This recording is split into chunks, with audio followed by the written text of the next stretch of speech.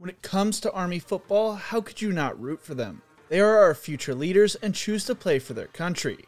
You can't make money through NIL at the service academies, you are required to be a member of the reserves if you are drafted, you are not allowed to leave school early.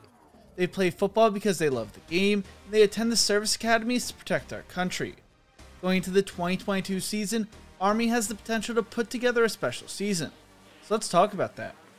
Every season, head coach Jeff Monken feels anxious, uncertain, and even fearful, explaining to The Athletic, "I always feel like we're hanging on by the seat of our pants." Really. I feel the same way every year. I feel this sense of urgency to get our team prepared to build leadership within the ranks.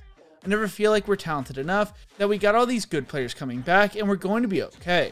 I just always feel like we're in the mode of trying to develop players and get the most out of them, and we're hoping that our guys can continue to improve so that they can play their very best football as seniors.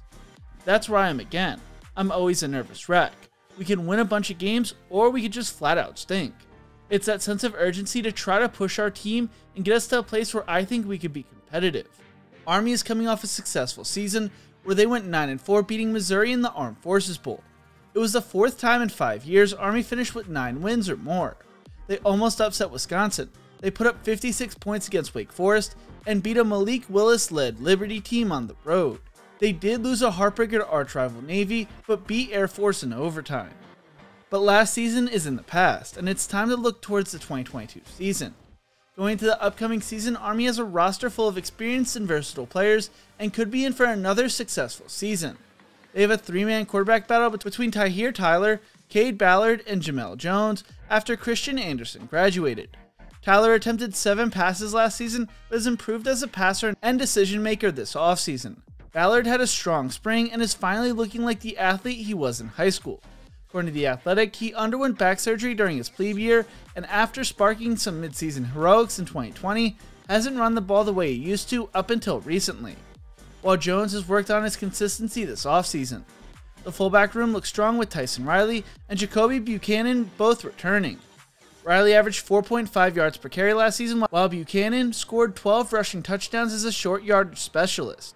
They also moved slot back Markel Johnson to the fullback as well. Tyrell Robinson leads the team in yardage when it comes to returning players, finishing with 72 carries for 609 yards and 3 touchdowns last season. Junior Ijon Marshall, senior receiver slotback Cole Caterbone, and converted quarterback Maurice Bellin round out the slotback position. Isaiah Alston returns at wide receiver after having 449 receiving yards last season. They should have a solid wide receiver room for a team that does not pass very often. Center Connor Bishop should anchor the offensive line this season, and his backup Jackson Filipowicz might be the most improved offensive lineman, which may mean some time at left guard. They could also see Aiden Gaines or junior Sam Barksack at the left guard position as well. Connor Finnecane should be solid at the right guard position after starting games at both tackle and guard last season. Jordan Booby Law missed spring ball with an injury, but is expected to start at left tackle. The right tackle spot will be decided in fall camp, with 2 converted tight ends in junior Shane Buckingham and Simon Dellinger competing alongside junior David Hayward. With all the returning offensive line experience, the triple option could be dangerous this season. I just want to take a second and ask if you are enjoying this video. Make sure to leave a like and subscribe for more college football content.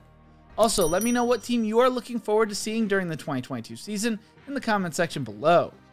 The Black Knights offense looks exciting to watch, but there could be some concerns on the defensive side of the ball. Nose tackle Noah Cockrell, middle linebacker Arik Smith, and free safety Cedric Cunningham have all graduated, leaving behind a massive hole in the middle of the defense. They should be stout at one of the edge positions with junior dogbacker Andre Carter II returning. Carter led the nation in sacks per game last season with 1.19, beating both Will Anderson and Aiden Hutchinson.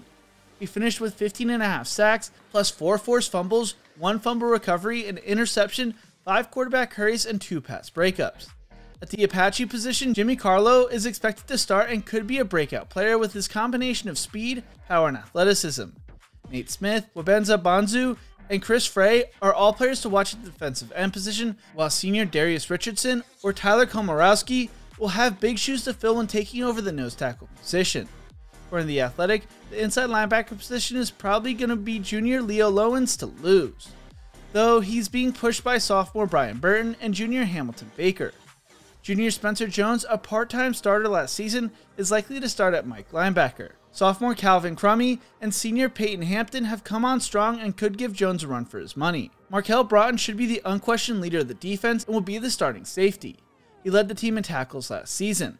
Replacing Cunningham will be sophomore Max DeMonico, while Jabari Moore and Isaiah Morris are expected to start at the quarterback positions. Going to the season, it's hard to count Army out of any game due to running the triple option. It allows them to slow down the game and reduce opponent possessions. It is probably one of the harder offenses to prepare for week in and week out, especially with how disciplined it is run at the service academies. Army plays hard, fearless, and the players are always where they're supposed to be on both sides of the ball. One coach told The Athletic they'll put their bodies on the line. You have to make sure you prepare your guys for that piece of it, the physicality piece, knowing it's going to be different than what you've been going up against. The three biggest tests this season, besides their annual matchups with Air Force and Navy, will be their first two games of the season on the road against Coastal Carolina and home against UTSA, as well as an October 8th matchup when they travel to Winston-Salem to play Wake Forest. They should win around 8 to 9 games. ESPN expects 7.8 wins, College Football News expects 9.5 wins, while The Athletic projects 8 to 9 wins. What do you think? How will Army do this season? Let me know in the comment section below. If you enjoyed this video, make sure to leave a like, subscribe for more college football content, check out one of my other videos the algorithm knows you will love right here. Thank you so much for watching, and as always, remember to embrace the grind.